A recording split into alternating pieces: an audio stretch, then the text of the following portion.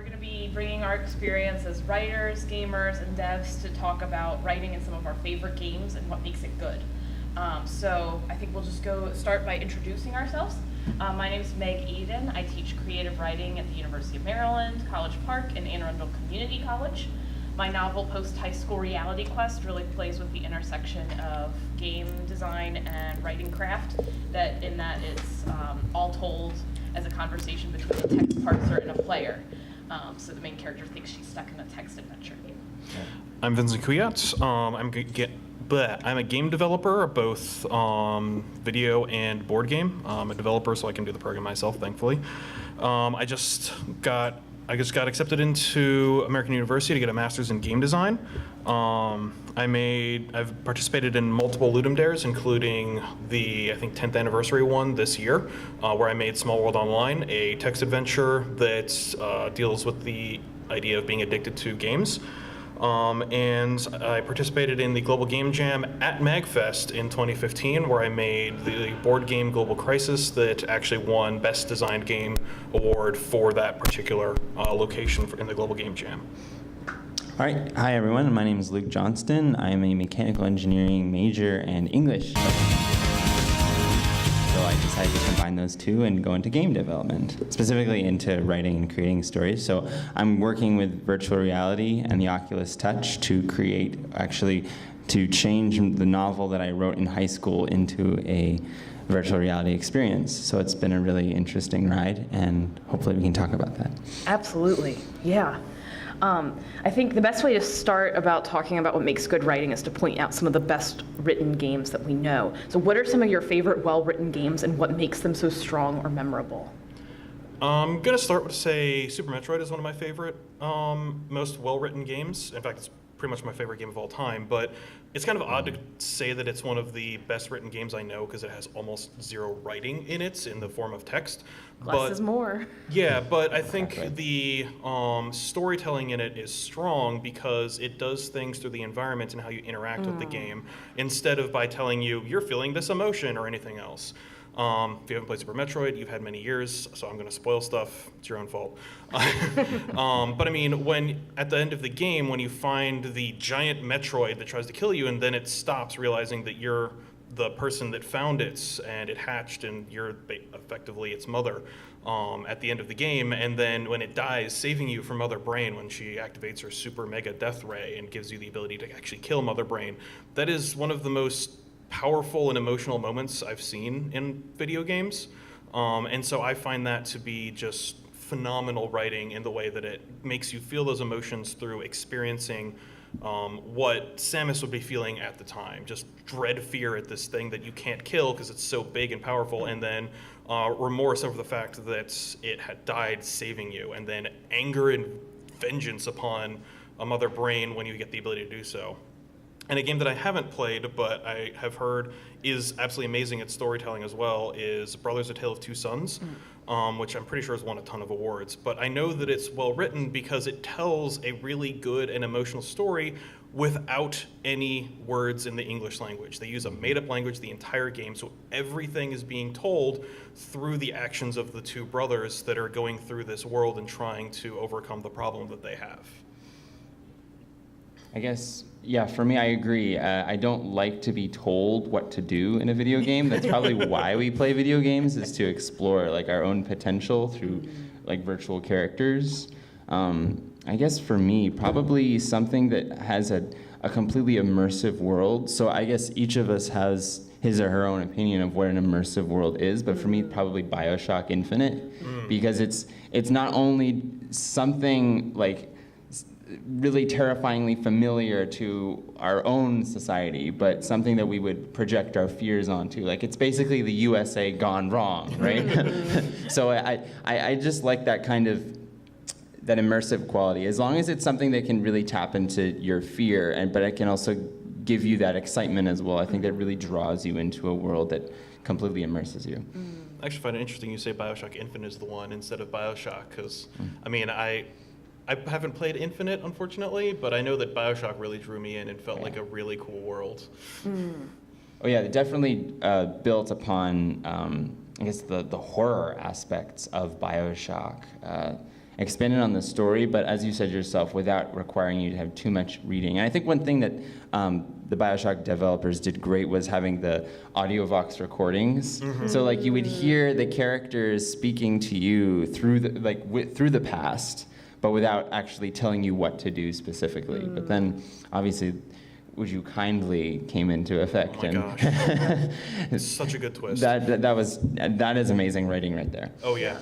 That actually, I know the example you're talking about is not giving explicit instructions, but that makes me think of Five Nights at Freddy's, of how they cleverly disguise explicitly telling you how to do things through the audio recordings from the previous worker, which I think is a really clever way, because we were talking about in another panel of just how hard it is to prepare your player, because we learned this in making the text adventure. So for the first chapter of this, we made this text adventure demo, which I know some of you guys were at, but in making that, we kind of realized with writing a novel, you are directing your reader very explicitly through each thing. You have complete control of what your reader is paying attention to, because it's exactly what's on the page. But with a game, you are creating a world that the player has some liberty and freedom to choose what they're going to pay attention to and what route they're going to go. So in designing this, we were like, oh, well, obviously they're going to make these kind of choices, and they're obviously going to figure out what they need to do. And a lot of our playtesting people were like, I don't understand what we need to do. I feel kind of lost. And we were like, it's so obvious.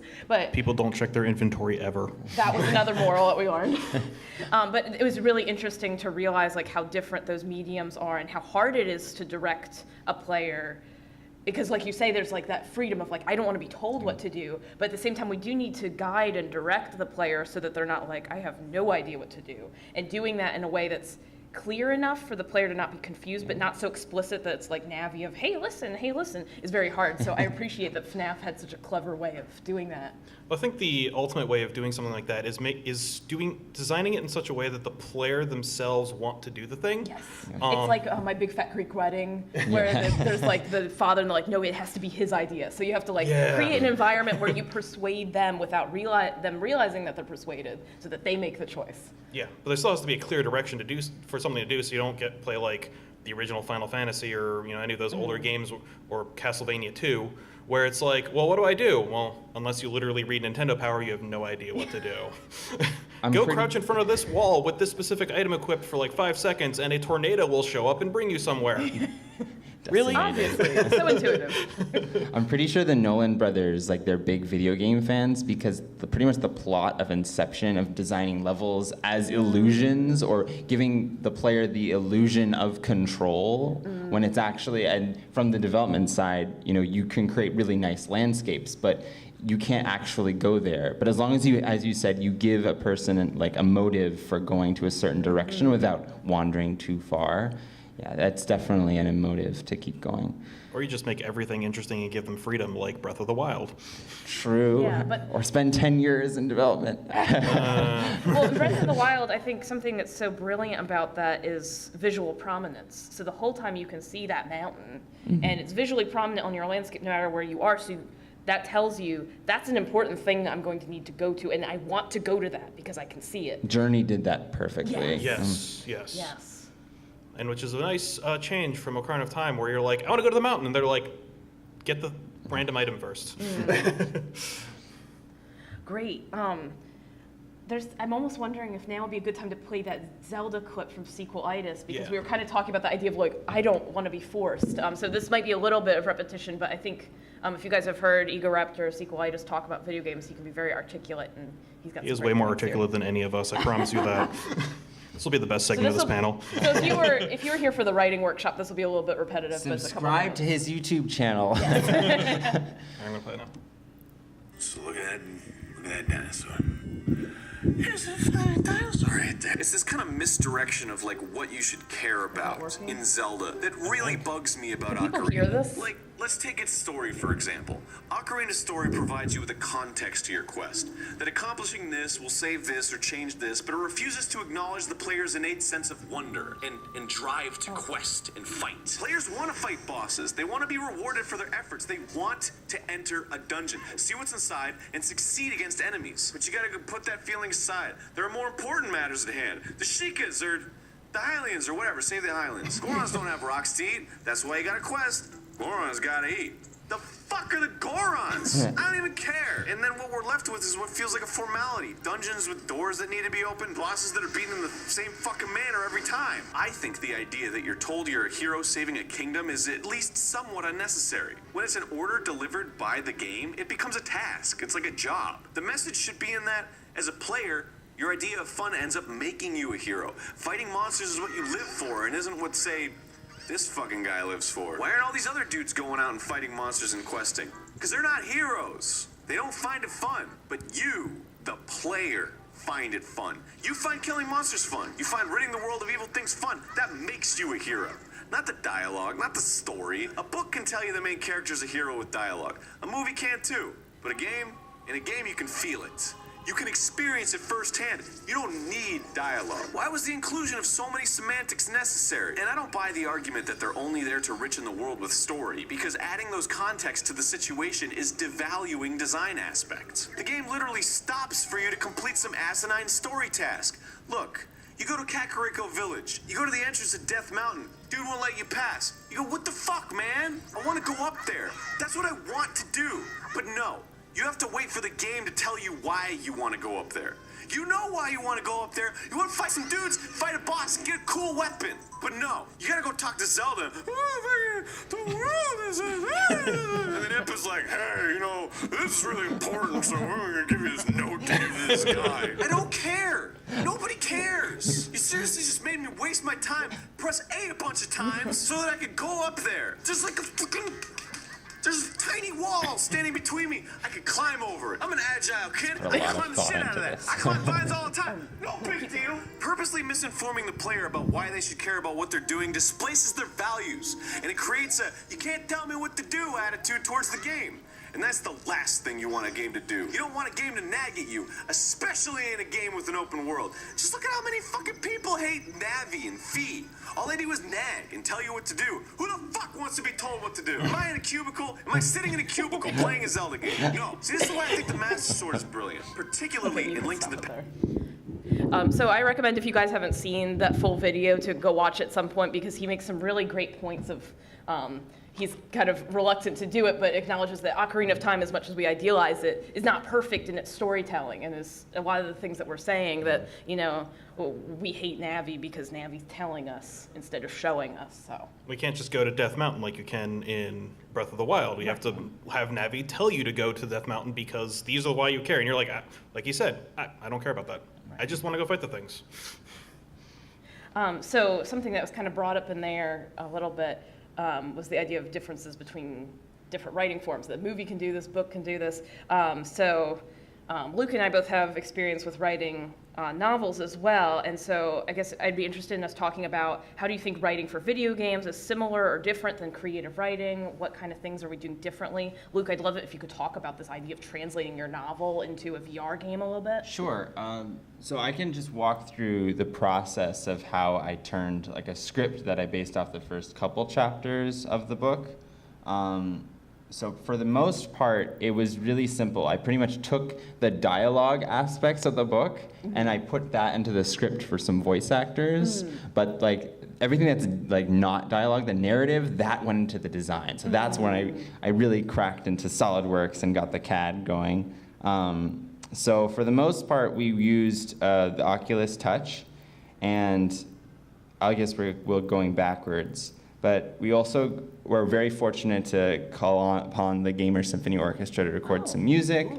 So for the most part, video games, why I'm so drawn to them and why they're kind of like that new meme that's going around. I should have pulled that out, you know, where there's the guy and then the distractive boyfriend. Yeah. And then I would have had, this is video games and this is the betrayed girl, like she's the writer. So I'm like, video games are pulling me away. I went to the UMBC and to the Image Research Lab, and I was able to get some live action motion capture, and I turned, and while this loads, I'll just keep talking. I turned like I'm just basically moving around, making a fool of myself, and I'm speaking the dialogue, and the Xbox Kinect is recording my movements, and once that created a skeleton, I turned that into a model, which I turned into a game character. So this is what was going on behind the scenes.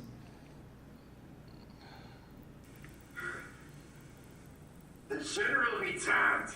This isn't a hotel. You can't bring a prisoner in the dead of night. This one will be the last. I know it. And the bloody warden. Oh, so those being locked up in my jail cells. Just one too many of your wine bottles, I see. Blast it all. The motion to bring 10 more of them sandwiches tomorrow. What do you expect me to do with them? Breakfast in bed? Not your shadow, Warden. There won't be any more prisoners. Why would that be? Because this is what we've been looking for.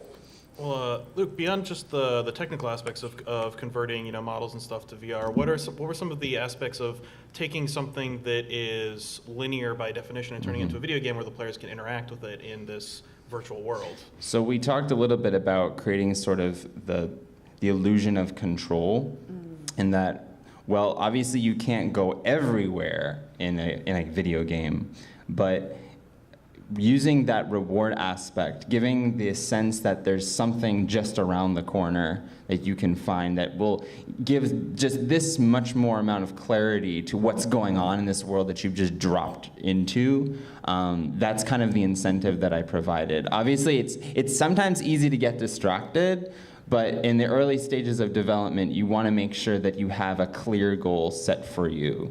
That's where linear storytelling can help, and that's where you can get your practice. So as long as you know where you're going in the long term, you'll kind of have that in the background while you design distractions, like throwing chickens around in a farm. Well, and the idea of incentive, I think, is interesting that in the novel, there's like a goal of what the main character wants, and that's what's driving the story forward. But in a game, you have to make the player want that. Yes. And something that we were talking about a little bit before this that I'd love us to talk about again is the idea of, in a novel, there's a deception of show, don't tell. If you've been in a creative writing class or something, you've probably heard your teacher say, show, don't tell. And in a novel, you still are the one directing everything. So you are kind of telling, but you're guising it through images and dialogue and these tools. But like you were saying, for your character in this, there are certain things that you can actually more directly show through the video game medium. Could you talk a little bit about that? Yeah, and this isn't like a selling point for virtual reality, but another meme that I could use is, okay, this is engineering and then virtual reality is over there. To be completely immersed in a world and have everything else blocked down. That's why I wanted to have the musical aspect to kind of block out like outside noise.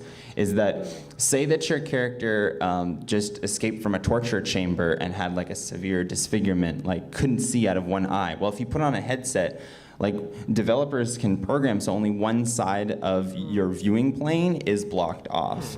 That's not something that you can really get through reading a book or even playing a traditional game per se, and that you're being told that this is what it feels like to have one side of your face damaged. This is what it feels like. This is what this person is going through right now, and if the writer is good, presumably, you can create that illusion and that person can experience it. But video games, it's almost effortless, that transition between the experience and the player. And that's making me think of Hellblade, which we talked about in one of the other panels, of recreating the idea of a multiple personality, to sort of hearing all those voices and even using the surround sound to make it really feel like it's on you on all sides. And somebody was telling me, because they've beaten it and I haven't yet, that some of the voices will give you correct information that's actually helpful for you. So kind of a Navi-esque thing of like directing you, but it's a little bit more natural. But then some will deceive you. They'll say turn around, but there's nothing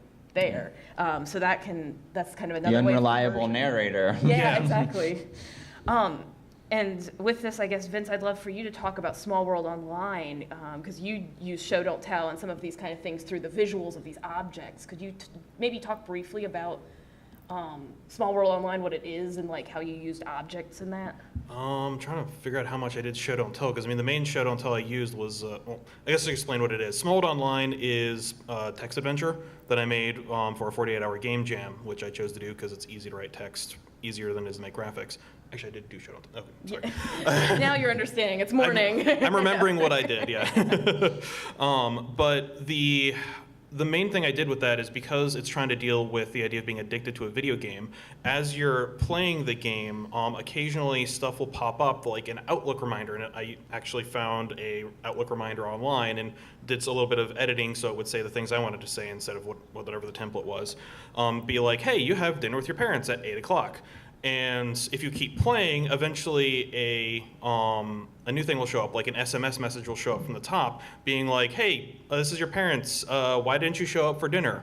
And so it uses these familiar objects that we already know, like text messages coming in, Outlook reminders, alarms, that sort of thing, to indicate that you're being sucked into this game, rather than just telling you or having a status bar or something like that being like, you are 80% addicted to Small World Online. It progressively shows you through things getting worse and worse through all these reminders and notifications and whatnots, like what is happening to you as you're doing that.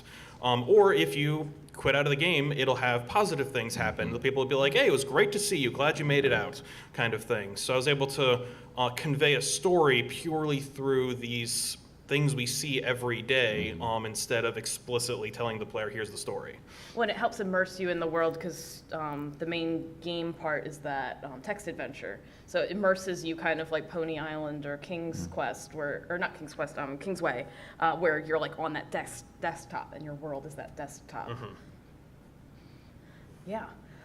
So I guess before we go into questions, are there other things we want to talk about with like what makes a good story? What elements are in good storytelling for both video games and for writing? So could you repeat that? I think I blanked out for a Oh, second. it's fine, it's morning. I guess I was just wondering if we could go into, we've kind of talked about some of these things, but if there were other things we wanted to mention about what makes good storytelling in both video games and writing and in these projects that we're talking about. Make the player feel things by forcing them to experience what the character is going to experience. Well, I mentioned Super Metroid, and I'm also going to mention Mega Man X for this. If you've played that game, then you know at the end of the first tutorial level, the tutorial level, you fight Vile, one of the main bosses for the game. And because at the time, Mega Man X was this brand new thing that didn't have any real associations with it like the previous Mega Man games did, you didn't know if it retained the similar elements from Mega Man where bosses had life bars, and there was no indication that that was a thing that existed in the game. You even fight this like mini boss that as you're hitting it, it moves forward before it crashes down, which tells you, oh hey, things are going to be a little bit different in this game. You might have life bars that are different. So you end up fighting this giant robot, and you hit it, and it doesn't react to that. It like has some sparks that fly, but it just keeps coming and attacking you, and you have no way of knowing if you're damaging it, if you just have to survive long enough, be good enough, and you're just kind of terrified as a player because you have no idea what's happening. You're just being destroyed by this unbeatable foe. And then you eventually do find out the game does retain life bars and whatnot, but for that brief period, you're terrified as the player because you don't know what's happening. On that note, do you want to play the little sequelitis Mega Man tutorial? Because that gives an example of another place where those kind of elements are done. Happy to do so. Okay. Oh, okay, thanks. So what does all this crap have to do with Mega Man? Well, everything, really. Mega Man's major strength, even way back in the 80s, has always been its ability to teach a player through its level design. It won't very often put you in a situation where you have to learn, like, immediately how to do something and then react faster than your brain can even fucking respond. Yeah, like that. Let's take a look at some examples. In Mega Man 1 and Gutsman stage, there are these platforms sliding along these little path lines. You jump on the first platform with no fear, whatever, and then you just kind of ride it out, and then fuck! What the fuck is that thing? Mega Man, there's a hole in the zip line that you... No, shut up, I don't need you. Because look, the game shows me what it is. Before I even feel confident enough to jump down, another platform moves over it, and whoosh, okay. So there you go, I fall to my death. I'm glad I knew that, so I wasn't fucking shoved down my throat by a robot chiming in. Get it? Mega Man 2, I'm sure you all know this. Quick Man stage has this segment where you just start dropping. Right away, there's these big yellow beams that are like... And so, Mega Man, come in! There's these big yellow beams that kill you if you shut your mouth! I don't need you! Because look, The stage is shaped like a funnel, so it draws me towards the bottom. So I've got no problem feeling there's some tension in escaping these obnoxiously loud death beams, you dumb bitch. All around Mega Man 3, there's these green ball swinging dudes. And Mega Man, those are called hammer joes. They'll swing their mighty hammer around and then throw it. So you better watch your... I already know this! Because look, the levels are all designed so it's uncommon for you to actually be in their line of fire once they throw their ball for the first time. The designers wanted it to feel justified when you got hit. It was your fault you got hit, not theirs. And overcoming that obstacle is more satisfying as a result, because you're improving by learning. In Mega Man 5 and Gyro Man stage, she gone? Fucking serious. Okay. Alright, I don't think I hear anything.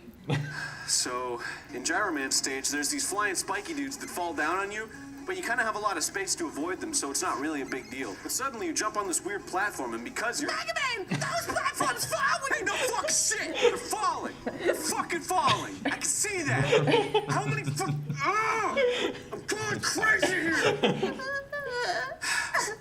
I'm sorry, I don't feel sorry for you. Okay, so you jump on these platforms, and since there's really nothing in your way, you're just kind of like, oh, I'm just gonna keep going right. But then you see they're falling. And so after learning about both those things, the spiky guys and the falling platforms, in a controlled environment, you're introduced to both at the same time. So now there's like this really big challenge, so you don't feel like nobody told you what the fuck's going on with the spiky guys and the fallen rocks. So cool, alright? So after 6 games of Mega Man with some slight changes here and there, people were like, yeah, fucking whatever, Mega Man 12. Okay, you can stop it. Was it? So another video that I totally encourage you to watch the rest of. But that shows how much game design can do as a show as well. Yeah. Just like the mechanics of the level and stuff like that too. He also goes into that first level of Mega Man, so most of what I said is probably stolen from Ego Raptor, to be fair. Subscribe. He breaks down that first level incredibly well for how Mega Man X works, so I really do recommend that because it shows even more how that game teaches you how to play on top of that moment at the end where you just have that intense battle, especially if you're a kid at the time and you've played NES and all of a sudden amazing graphics and you don't know what's happening. Yeah. Well, and Mega Man is a great example of how it's teaching you to play a game and making you learn about the context of the game. I'm thinking of also things like Paper Please and Undertale, that what you're learning in that you can interrogate the world around you and how it's making you feel through like the genocide run and the pacifist run and the consequences that those have. They make you ask questions about everything around you, I guess. Yeah. No, I particularly love the genocide run for Undertale because it really does a good job of not only text-wise telling you that you're a horrible person, but through all of the mechanics as well. Because I mean, for example, when you go fight Undyne, the fight is against the actual heroine of the story. I think the game actually calls her the true heroine, and everything is harder. Like it's actually a harder version of the game, and it's does all these things to kind of be like you shouldn't be doing this. Like all these really subtle ways of the subtle aspects of it, with it being harder and whatnot. Just it does all this stuff to be like this is bad. You shouldn't do this, but it doesn't necessarily sit there and as soon as you kill your first monster, the game isn't just sort of like you're a terrible person, by the way, you should feel bad. It does it through both of that and through the mechanics making you feel that. Well, there's so many moments with the mechanics that they surprise you. Or the pacifist run, where you have all these extra bits of story and fun things you can do, and you can enjoy it because there's all this cool stuff you get to do as part of the pacifist run. So everything's drawing you toward that and teaching you this is the way you should be going. Be a pacifist, don't be a genocidal maniac. And it's not preaching to you. Yeah. It just makes you as a player want to preserve these monsters and think wait, why do I automatically want to kill the monsters? Yeah. Yeah. You get to Sans and you're like, wait, no, screw this path. I don't want to do that anymore. It's true. It's when you were talking about almost not enjoying the consequences of your choices, it reminds me of The Last of Us and the ending where, spoiler alert, Joel makes a decision that you don't necessarily agree with because of the fate of the world rests in the balance, but that's wonderful storytelling in that you aren't being preached to. You aren't being told this is the plan, this is what you have to do. These are choices that have led up to this moment. And if you can have that sort of nuance of not knowing whether you did the right thing or the wrong thing, that's the perfect punch in the heart. That makes me think of The Last of Us too, where you're giving a lot, or not The Last of, oh my gosh, brain. Life is Strange, where there are a lot of choices that you're making, and you're able to manipulate time, so you feel that you have a lot of control. But ultimately, as you progress, the choices you make, there's really not much choice involved. No matter what you do, there's kind of the same outcome, which I think is a really powerful way of deceiving the player, because ultimately, games, you know, they give us the deception of having control, but really a game is designed with purpose to control us, or to persuade us to do something, the way a book is trying to persuade a Think reader. this way. Yeah, but the way we do that, you know, we guise it through all these images and through all these tools in our pockets. But something like Life is Strange, like, it flips that on its head and reminds you at the very end, like, oh, you actually really never did have control, and reminds you of that. And it makes you feel so powerless as you have to make those ultimate choices, the way the protagonist would feel powerless as well. Actually, that suddenly reminded me a little bit. Somehow that made me think of XCOM with the stories that come out of that. And XCOM is interesting in that it has good writing in the fact that it doesn't write certain things. Characters are able to be customized, named. I'm talking about the new XCOM, by the way, not the older one, although I think there's still some aspect of that in the older one. You're able to do all this customization and make them your characters. This person is Private Butts, and it's your Private Butts. It's nobody else's Private Butts. And when you... Stop saying that phrase. Okay, keep going, sorry. I haven't had my coffee.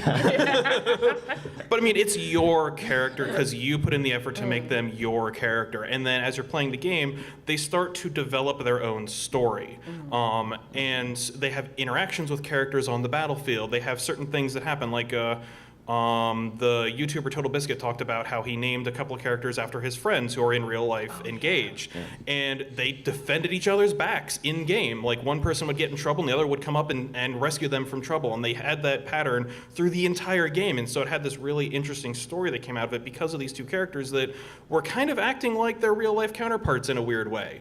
And then at the very end, they got, one of them got killed and turned into a zombie, and the spouse had to murder them because they were now a zombie. And it's like, that's such a powerful story that wasn't written by the game designers. It is something that came out through the gameplay and through the person customizing and building these characters. And I think that there's also some awesome room for games like roguelites, roguelikes, XCOM, that sort of thing, where there are permanent consequences to your actions that can create interesting, he calls them war stories, that don't have to be written by the game developers. They have a story in XCOM. It's there, it's probably good, but it doesn't have the story of your characters. You build that yourself. Well, and that's why Pokemon is maybe still one of my favorite games, because it has very little actual narrative, but it gives so much room for you to create your own narrative as the hero, with your own team of Pokemon and your own memories of gym battles, where you still shudder at Whitney and Miltank, you know? Miltank is a jerk.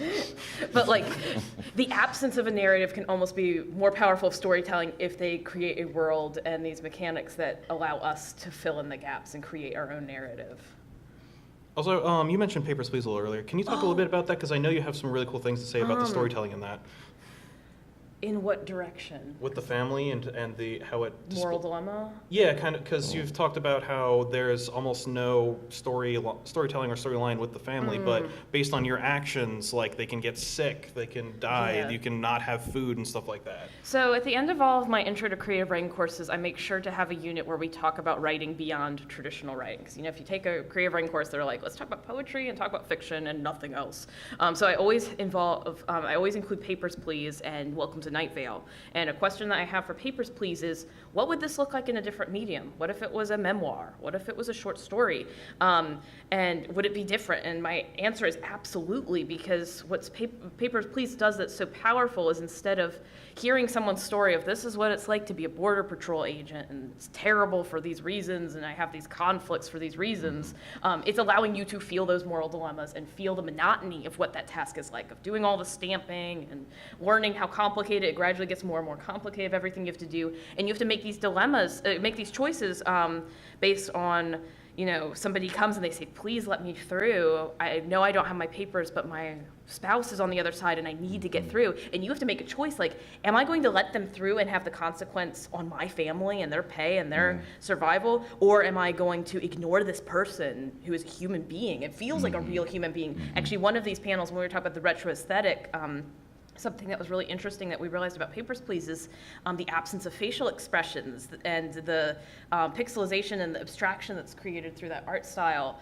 makes us have to fill in the gaps of what these expressions are that these people are having, and it makes them feel so much more real as a player. As opposed to something like LA Noire, which just shows you all the facial expressions. Right.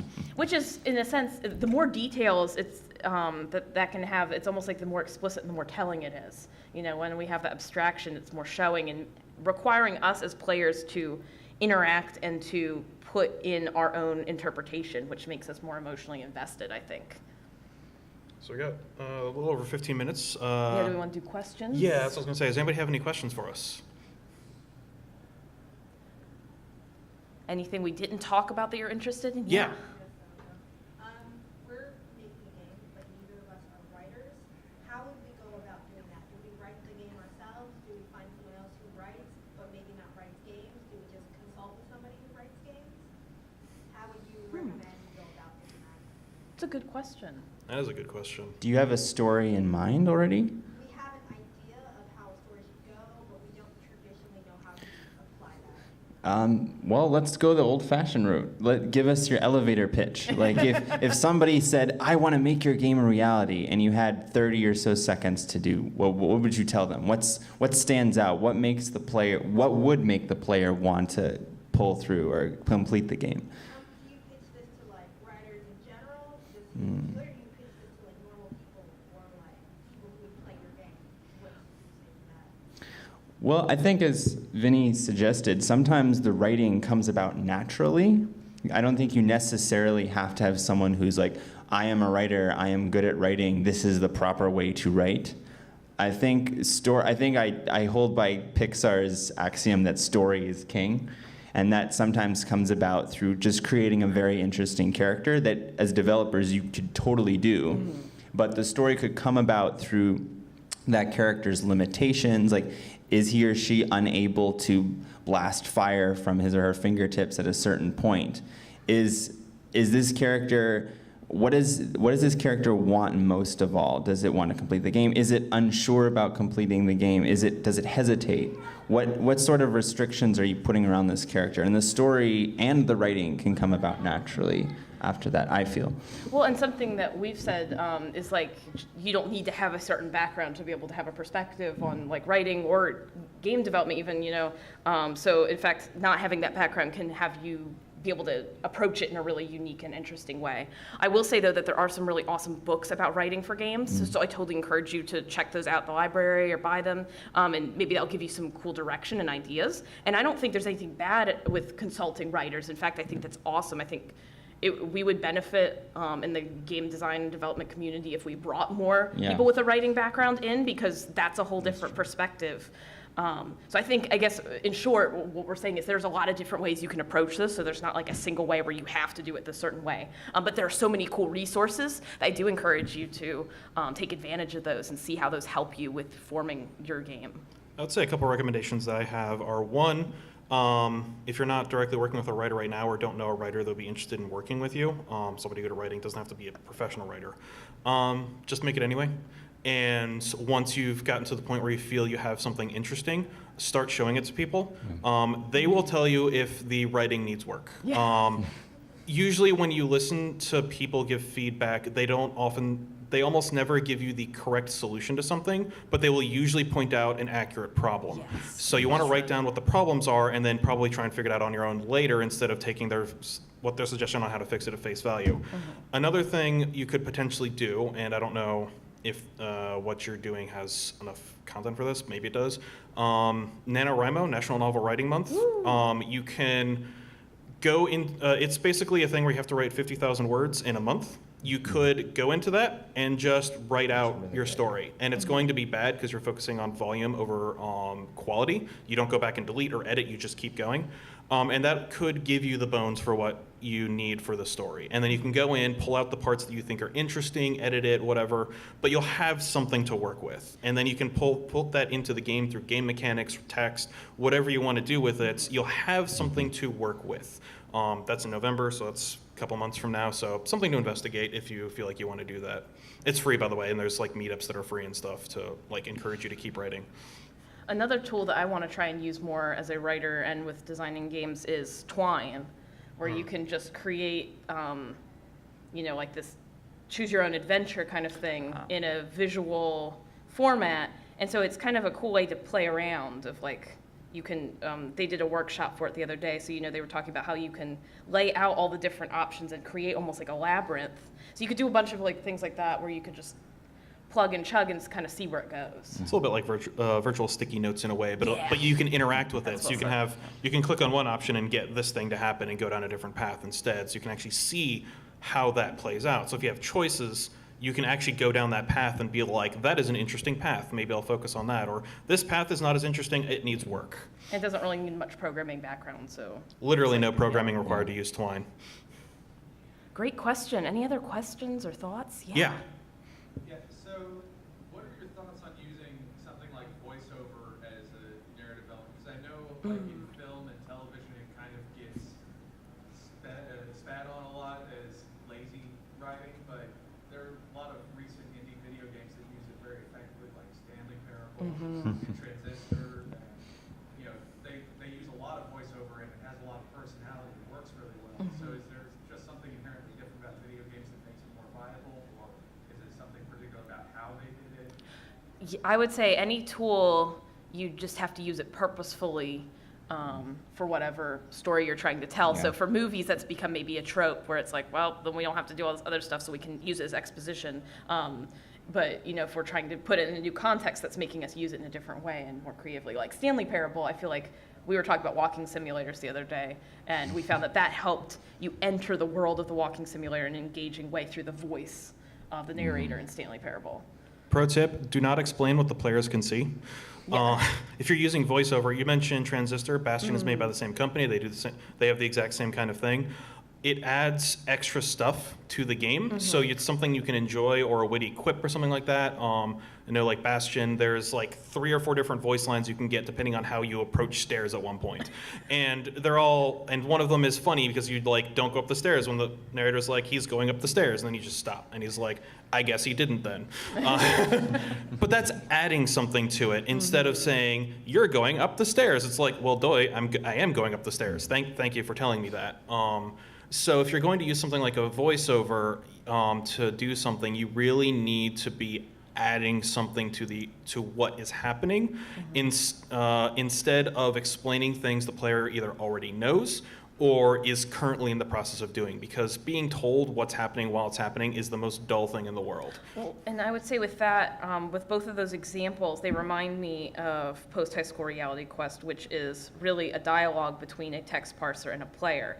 And if I was doing a movie translation of this, there probably would be a voiceover. The text parser voice would be like, you are at graduation. There is a talk going on. It takes a long time. And what that's doing, and what sounds like in those other games, I think to some degree is doing, is creating conflict and plot and tension. So, in a movie, it's not, and that's why it's boring and redundant, is because it's just relaying the information you're visually getting. But in these examples, it's creating character and it's creating tension and conflict between two characters, which is what makes it more interesting and purposeful. If the voiceover says the boss is powerful when he's a giant fire demon, you don't want to do that.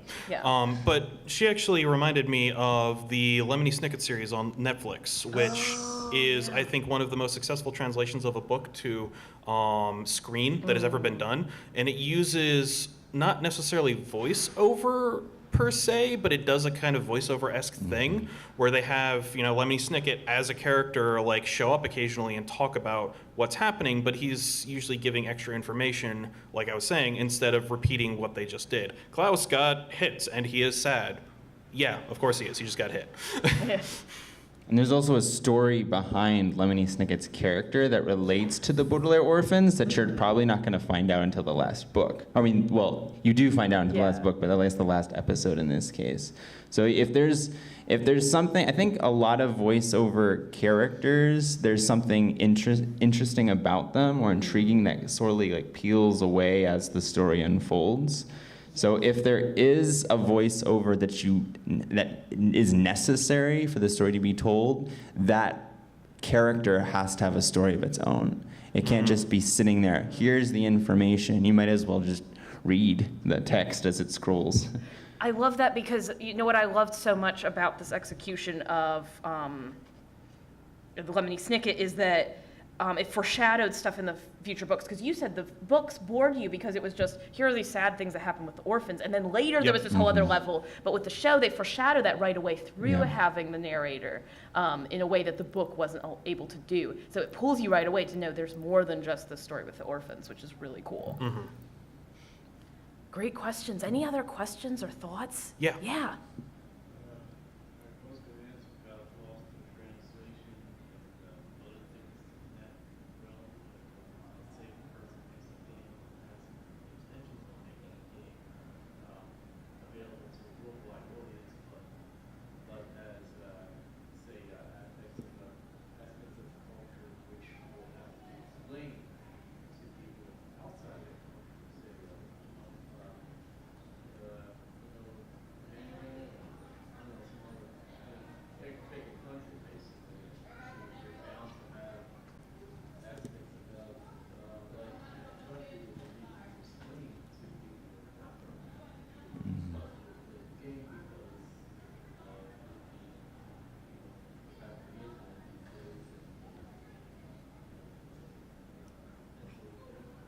Yeah, so that was actually a question asked at the workshop last night. So the synopsis, you're talking about like translating things between cultures and kind of like show don't tell about that. Yeah, like if there's something from like Taiwanese culture that we don't know, and they just kind of reference it in the game, So explaining that. So the example somebody was asking about last night was like if you're in an American context and you have a character biting their thumb, and if you're from another country and you see that, you go like, oh gosh, that means something completely different to me. Like, how do you show don't tell in the game the cultural context of what that means? That one's tricky without just using text to explain it, but there is, I think there are games out there that have tackled something kind of like this. I know there's one that I'm thinking of that I can't remember the name of. It's a real old game that used voxels but to render, and you were this kind of guy that was going through this sci-fi universe, and characters would just use foreign language when they were talking, like these alien languages you don't know.